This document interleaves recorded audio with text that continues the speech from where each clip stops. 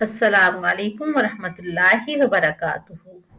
आज हम अपने प्यारे पैगंबर सल्लल्लाहु अलैहि वालैहि वसल्लम की बताई हुई वो दुआ याद करते हैं जो बुरी तकदीर और बदबख्ती से बचने के लिए है। तो आइए दुआ याद करते हैं।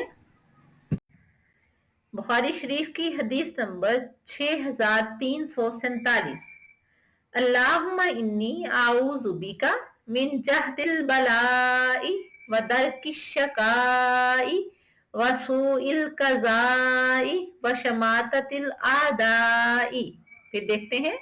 अल्लाहुम्मा इन्नी आऊज़ु बिका मिन जहदिल बलाई व दरकिश शकाई व सूइल कज़ाई व शमाततिल आदाई।